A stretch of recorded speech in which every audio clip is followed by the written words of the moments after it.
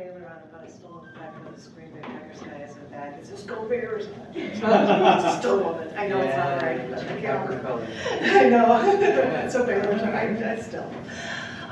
Just want to share something that has nothing to do with poetry.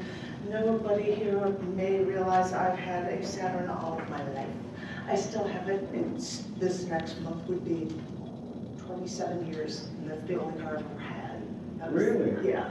Wow. And I'm waiting until Monday because it is Earth Day. I will be trading it in for a Chevy Volt, so I'll have an electric car. And I'm finally going to get rid of a Saturn. What? I can't believe it. It's insane. I can't believe I'm going to get rid of my Saturn. How many miles on that? Over 100,000. I've had that one since '06. It's an '02 used car. It's an old car. It's not going to give me a lot of money back. It's irrelevant. The air is going to go out. I'm like, all right, just found a car. You guys hold it until Earth Day, and I'm buying it on Earth Day because it's an electric car. It's they're like, that's kind of cool. You're going to get the Earth Day to buy it. So there's my stupid little story. So I'm just saying goodbye to my Saturn. Does it have a name? This one does not. The last one that I had, I called Mr. Man because I got very angry that men always call their boats female names. So I decided to call my second Saturn Mr. Man because he gets me where I want to go and he doesn't talk back. So. It doesn't mumble a little bit, grumble. Oh, this one, the back seat rattles. I'm like, all right, I hate this car, but I love this Saturn, it's my Saturn, whatever. Anyway, stupid stuff, and I'm just filling space. Sorry. I'll read poems now. This first poem was written on National Hug a News Person Day, and it's called Journalists Revealing the World. I have to get my mouse over correctly. While researching and releasing the news by breaking the story, say, of academia's expropriation of funding from original desired locations, might not sound like it's groundbreaking material, but that's at the heart of what we journalists do. We find clues and we piece together the whole truth about what's going on behind closed doors that they do not want you to see. Back in the day, that is what they taught journalism majors at the third best news ed college in the United States. Because back in the day, before there were bloggers who snooped and called themselves citizen journalists, back in the day, people took the concept of journalism seriously. Freedom of the press meant something, and it was something vital here to preserve our freedoms and our rights. And that is what our oath as that was our oath as journalists. We tell you everything we could, so you can make truly informed decisions. And we'll be locked up to protect our sources, because as I said, we made an oath, and that is what is best for all of the world. Once people were tracking down a Nazi Jew killer when he was stationed in Rome, who escaped persecution from Germany and Italy. When ABC News reporter Sam Donaldson joined up with the Nazi hunters on the final leg of their quest, they cornered the Nazi captain Erich Priebke on the street. And the people who had tracked down and found this man were stunned when they heard this American television reporter fire one question after another at this man, not allowing him to rest on any of his responses. Because, you see, when it comes down to it, that is precisely what we do. We do everything in our power to get all of the answers and bring them all to light for the world to see. Looking for a more modern story? Okay, fine. While reading the Wall Street Journal one day, and yeah, I actually read the paper. I unfolded, flipped, and bent the cumbersome pages because that's what it's all about when you're trying to get the full story. I read how two reporters kept perturbing app builders for Facebook until they uncovered that the apps were collecting and storing data from people using their apps to share with the world, which they had no right to do. So yeah, it's nice to see that journalists still know what journalism means and will do whatever it takes to get to the heart of the story. And sure, when you thumb through the paper, if you still get one, then don't just rely on your phone, you may pass the reviews of concerts or recent television shows, because really, how newsworthy is that?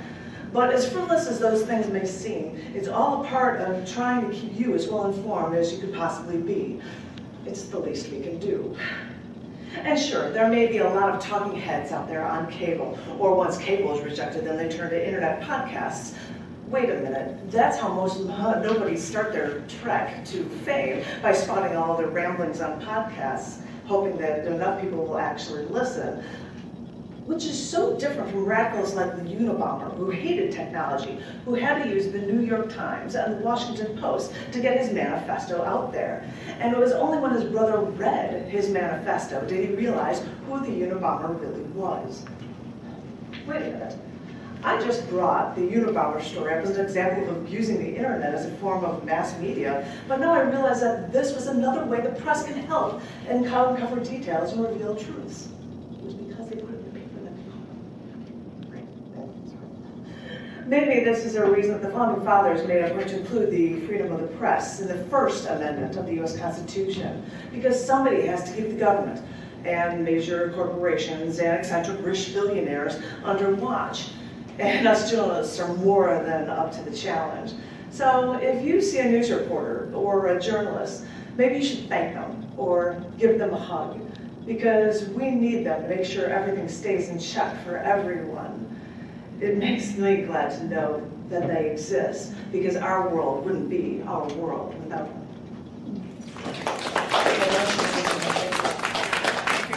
Now this one seems very fitting that I'm doing it here. Written during National Library Week. This is called Just Read a Book. Remember your childhood walking to the local library? Wasn't it great to borrow books?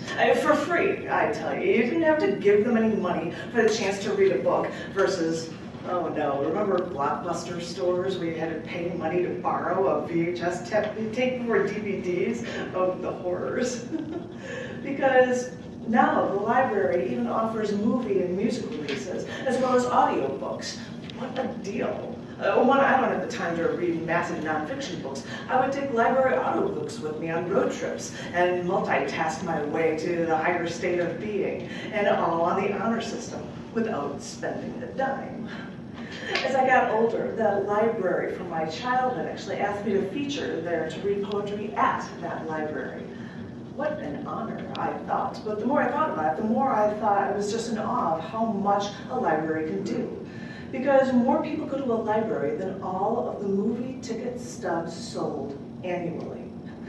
As such a trusted resource, libraries house rare artifacts for safekeeping, like even an original copy of the Bill of Rights, as well as been a place to catalog everything of value to us. And why not? Former FBI Director J. Edgar Hoover, famous author Lewis Carroll, former First Lady Laura Bush, and even China's Mao Zedong were once librarians, which shows why job opportunities for librarians have remained on the rise. It makes sense if it does all of this, along with giving both the rich and the poor a chance to use this place to learn and to grow. It's nice to know that not everyone is relying on their smartphones to get all that temporary answers that they can think of. So instead, just read a book, even a free one. It's worth it. Believe that. And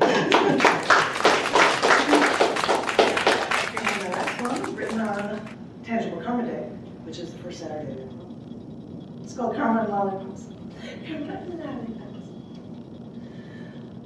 Lollipops.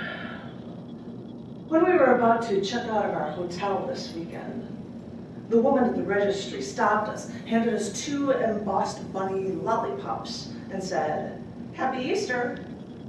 Even though Easter was weeks away, I said thank you and went to their breakfast. Well, he got coffee and I got orange juice and yogurt. He then pointed out the mom seated with 2 of her little boys over there eating.